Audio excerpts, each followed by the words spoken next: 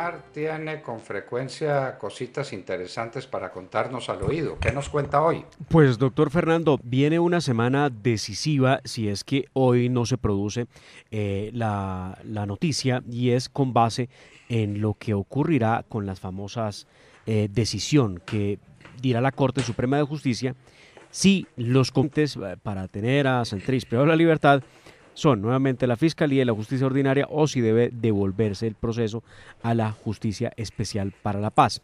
Y es que mire usted que ya van haciendo y moviendo el ajedrez los abogados de Santrich para poder lograr la libertad. Lo último que han pedido y que han exigido es que se cumpla con el habeas corpus que fue favorable y que ordenó la libertad de Santrich poco antes obviamente de su misma recaptura el día viernes de la semana pasada, cuando salía de la cárcel La Picota y apenas había dado unos cuantos giros su silla de ruedas y fue capturado nuevamente por hombres del CTI.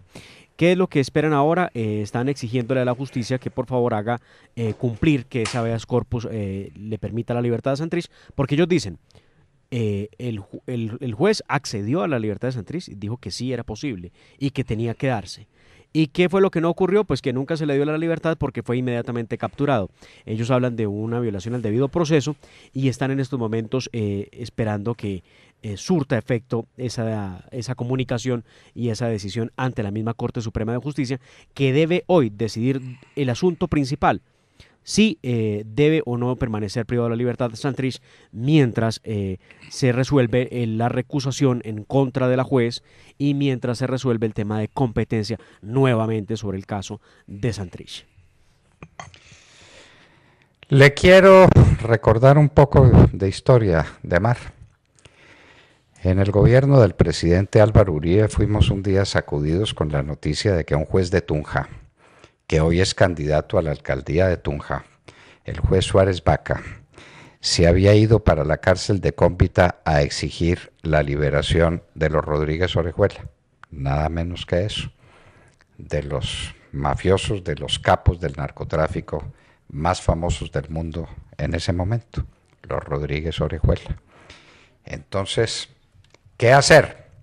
Bueno, yo hice lo que debía hacer, le pedí al presidente Uribe que dejara el asunto en mis manos y entonces asumí esa responsabilidad y encontré, porque yo sabía que lo iba a buscar, encontré que había una otra sentencia condenatoria contra los Rodríguez Orejuela que no había, con la que no había contado y por la que no había preguntado el juez Suárez Baca, porque la primera condición para dejarlos libres fue no preguntarle a nadie si había otra acción contra los Rodríguez Orejuela u otra sentencia, como era en este caso.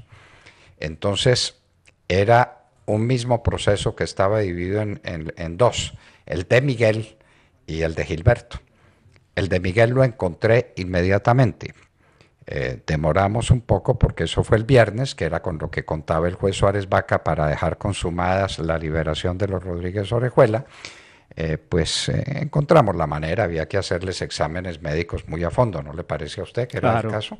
Claro, pues ellos no lo podíamos dejar salir sin saber exactamente cómo les estaba funcionando el corazoncito y el páncreas y todo. Entonces ordenamos exámenes médicos pues para poderlos liberar. Y obviamente el fin de semana no hay laboratorios abiertos y entonces tuvimos tiempo. Encontré la sentencia de Miguel y Miguel no puso un pie fuera de la cárcel de Cómpita, ni uno. Allá lo dejé cumpliendo esa sentencia.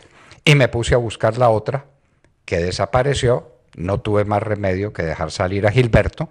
Gilberto alcanzó a estar en una corrida, hágame el favor, en la feria de Cali. Allá se fue y encontré la otra sentencia que me estaban escondiendo en la Fiscalía General de la Nación. ¿Por qué lo tenía en la Fiscalía General de la Nación? Pero allá lo encontré. Y con esa lo volví a meter a la cárcel. Y los dos están extraditados a los Estados Unidos. Eso pues tiene su precio. Yo lo pagué. Vino el señor Maya Villazón, que es amigo de toda esa cosa. No olvide que tiene 2 hermanos paramilitares. Y entonces inició proceso en contra mía y por faltarle al respeto al juez Suárez Baca. Eh, esa es la historia, esa es la historia. Con el señor Santrich se cumplió. Llegó a la puerta de la cárcel y le dijeron, está en libertad, pero espere un momentico, está en libertad por el habeas corpus, espere un momentico, le voy a decir que ya no está en libertad por otro proceso distinto o por otras pruebas diferentes. Sí, otro proceso, claro, que no es el de la JEP. Claro. Entonces, ¿cuál es el problema? Pero en Colombia todo cabe. No es que no se cumplió el habeas corpus porque el señor no alcanzó a estar en libertad. No, pues sí, estuvo. Claro que lo estuvo. Claro. Estuvo 5 o 10 minutos ahí. Que ni sentado siquiera. En su... Sí. Sí, claro. Claro, él salió de la cárcel, era recibido por sus fans, que no falta que los haya, estaban esperándolo para subirlo a una camioneta. En ese momento se acercan los hombres del CTI y la Fiscalía, lo notifican de que queda capturado, le leen sus derechos y por otro proceso distinto. Por otro. Entonces, ¿qué es lo que discuten? Entonces, ¿qué es lo que están discutiendo? ¿Qué es lo que están discutiendo? No, es que esa no fue una libertad de verdad porque estaba rodeado de gente del CTI. Señor, había que rodearlo además porque el señor es enfermito y hay que cuidarlo. Y hay que protegerlo porque había mucha manifestación en contra de Santrich. Claro, lo estaban protegiendo, pero estaba en libertad y estuvo en libertad como 5 minutos. O 3, o minuto y medio, no importa, pero en todo caso estuvo en las puertas de la cárcel. No discutan boberías, por Dios, no discutan boberías. De lo que se trata es que un mafioso bandido, como lo dijo el presidente Duque en unas declaraciones que tenemos por ahí, cuando era candidato, muy enérgico y tajante, el señor es un mafioso y los mafiosos deben estar en la cárcel. De manera que buena la cárcel para el señor Santrich. Pero sin duda, doctor Fernando, ahora tiene el proceso en sus manos en la Corte Suprema de Justicia el magistrado de la Sala Penal, Eugenio Fernández Carlier, quien debe conocer y resolver el conflicto de competencias que presentó la defensa de Santrich en el proceso, en el caso de la audiencia. ¿Por qué? Y esto me llama mucho la atención. Yo vi la audiencia y me pregunté muchas cosas. Realmente la jueza estaba muy asustada. Estaba desesperada, asustada, no tenía control de su propia audiencia, tuvo que obligar a que se retirara parte de los acompañantes en medio de la audiencia pública. Después la defensa de Santrich le argumenta que ella no es competente porque está frente a un aforado y entonces dice, es que él es un congresista. Entonces usted no tiene nada que estar haciendo acá, señora, usted no puede juzgarlo a él, entonces declárese impedida o nosotros la recusamos. Ella en un primer momento dice, no me voy a declarar impedida y usted no tendría por qué recusarme. Hay un largo silencio, suspende la audiencia, admite que sí pudiera haber alguna causal y empieza a dar tumbos para un lado para otro. Una audiencia que debió haberse desarrollado en 1 hora o 2 horas máximo, terminó en casi 4 horas, con 2 suspensiones por temas de que la juez no sabía cómo reaccionar a la siguiente propuesta de la defensa. Y bueno, terminó en que Santrich está en estos momentos buscando el acompañamiento de la Procuraduría, que siempre dijo que primaba la verdad sobre la extradición, ¿no? Y que después dijo, no, mire, el tema de extradición hay que apelarlo porque la garantía no procedía. Armaron una novela alrededor de esto y ahora veamos en qué va a terminar en la Corte Suprema de Justicia, que la noticia es, hoy debe dar respuesta sobre el conflicto de competencia de la jueza 16 en Palo Quemado. Conflicto de competencia. Hágame el favor, conflicto de competencia. Entonces, la JEP, si es la JEP, entonces está libre, porque la JEP ordenó la libertad. De manera que el conflicto de competencia es para dejar libre a Santrich. Vamos a ver si la Corte Suprema es capaz de deshonrarse hasta ese nivel y de dejarnos definitivamente en manos de estos bandidos. Que se dice, y parece que es el cuento que ya, el cuento no, la cuenta mejor, que ya está establecido, que las disidencias de las FARC están en 16 departamentos. Sí, escuche señor. Eso de mar, en 16 departamentos. Y esas que son las disidencias. Hágame el favor. Son las mismas. Vea usted, doctor Fernando, algunos de los departamentos más afectados por las que llaman disidencias, que llegan a los 2.296 sujetos en armas. Más. Debe ser 5 o 6 mil. Más los que tienen brazalete del ELN. No, pero más los que tienen. Las famosas redes de apoyo. Mire la cuenta. 2.296 dicen los archivos de inteligencia en Colombia.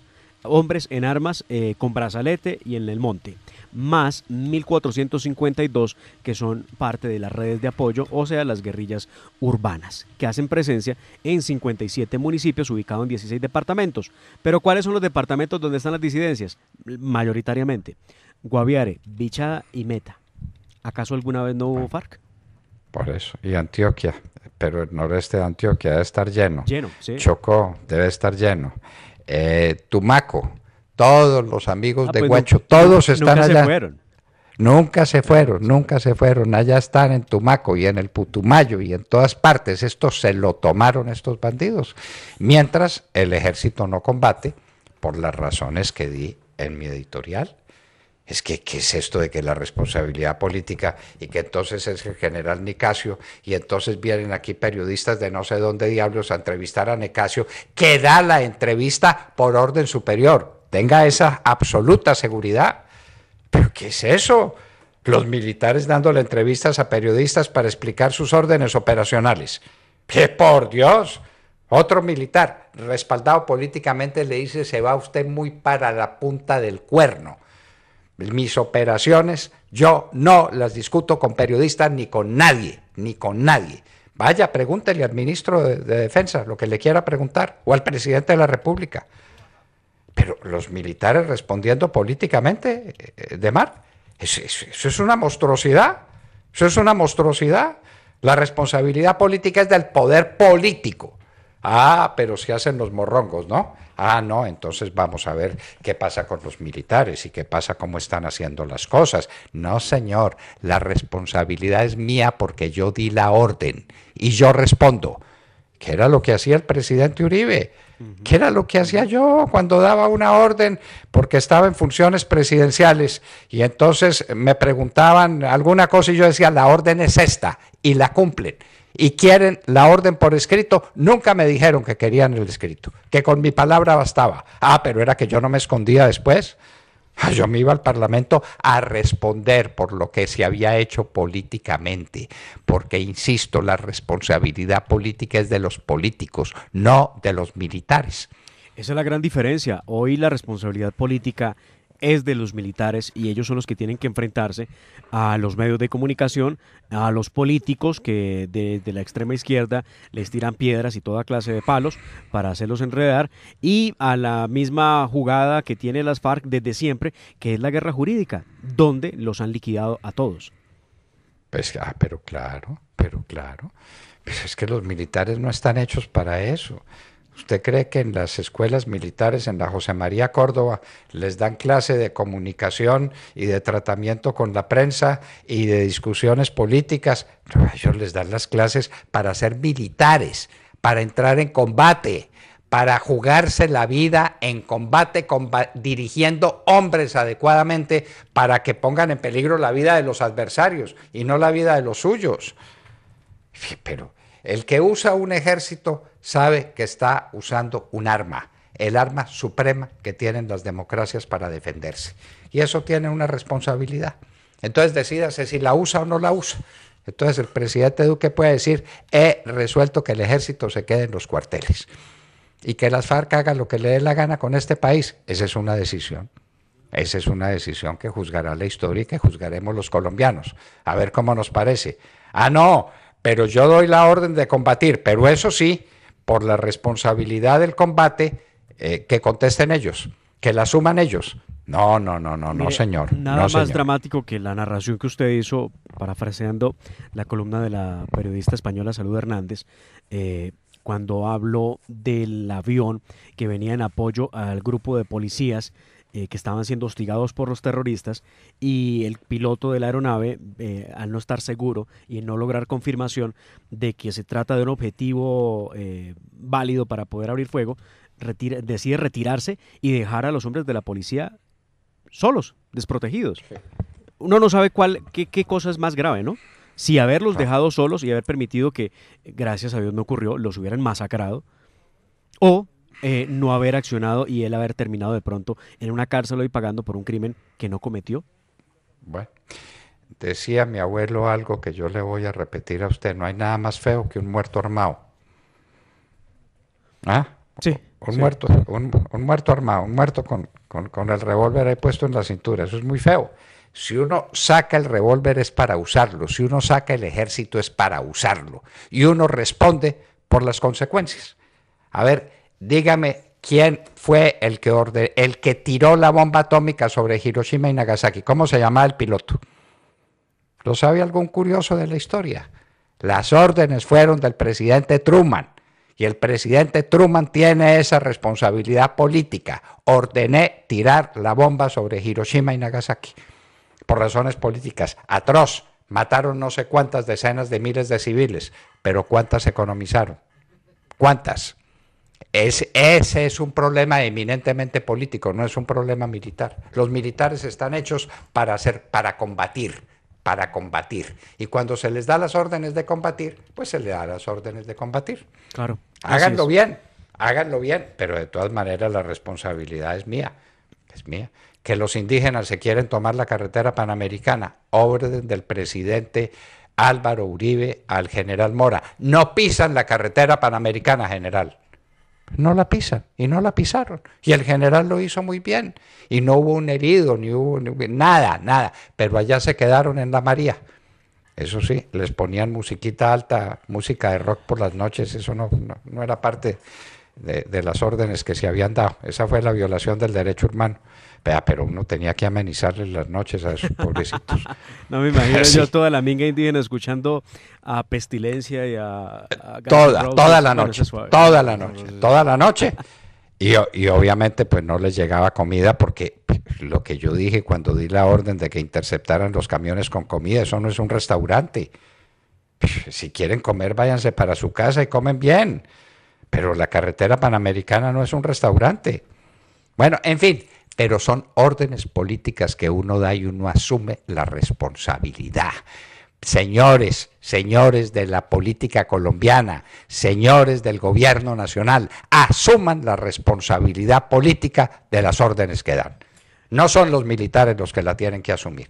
Si se han puesto al servicio del país, doctor Fernando, como ministros o viceministros, asumen la responsabilidad política, es muy seguro que terminen en una situación tan difícil como en la que usted terminó. Porque es que usted libró al país de los Rodríguez Orejuela, extraditándolos, y le costó ¿qué? Le costó su carrera política, su carrera pública. Carrera política que me importa 5, pero le serví al país. Y le quitamos al país de encima la pesadilla de los narcotraficantes. Recuerdo la extradición de Patiño Fome, que no, eso fue pues otro lío monumental, y los memoriales y las cosas. Se va ya. Y mi queja a la embajadora Patterson es que el avión de la DEA no llegara suficientemente rápido. Los montamos en el avión y se fueron. Listos. Pero funcionaban las cosas. Responsabilidad la mía. Eso costó 15 años porque le falté al respeto al juez Suárez Vaca. Bueno, muy bien. Usted se puede imaginar quién era el que dictaba semejantes medidas. No me importa porque cuando acepté el Ministerio del Interior sabía para qué lo aceptaba. Era una lucha sin cuartel porque el país estaba perdido. Recibimos el país prácticamente con 300 municipios donde no había alcalde de mar.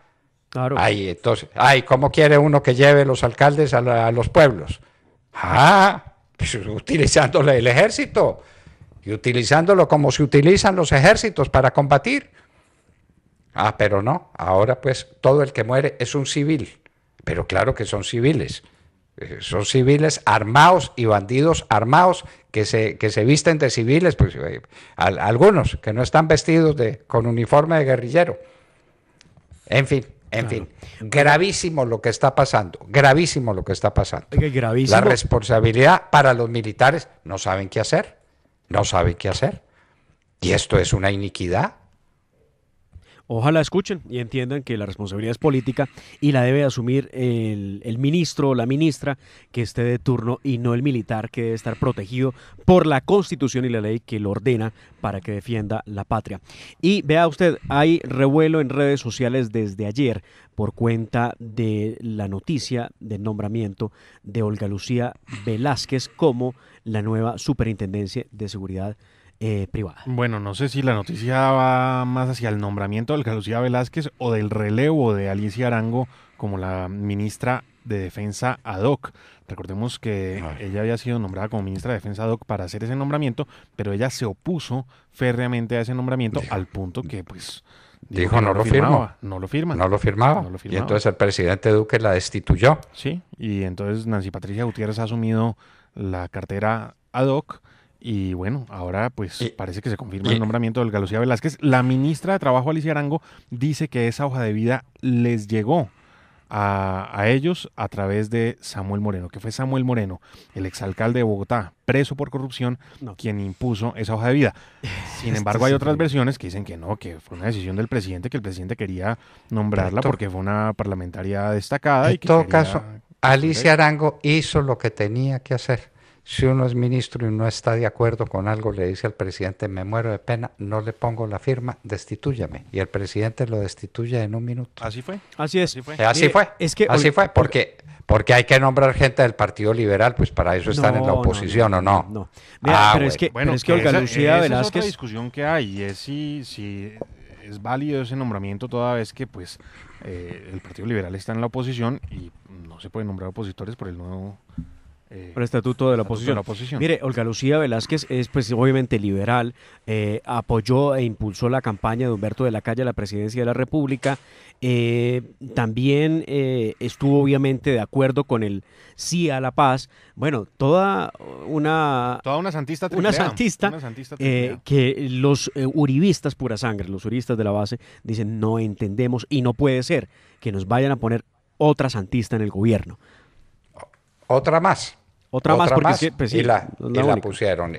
Y si para eso hay que destituir una ministra, la destituyen. No pues, sé. Lo de Alicia Arango, verdad que hay que aplaudirlo. Y no sé si se queda en el gobierno, ¿no? No, sí se queda.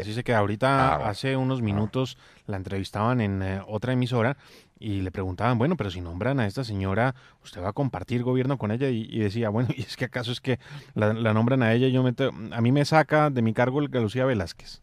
Yo me quedo. Bueno, igual, mire, hemos visto el trabajo de la ministra de Trabajo, valga la redundancia, y ha sido una gran labor la que ha desempeñado la señora Alicia Arango.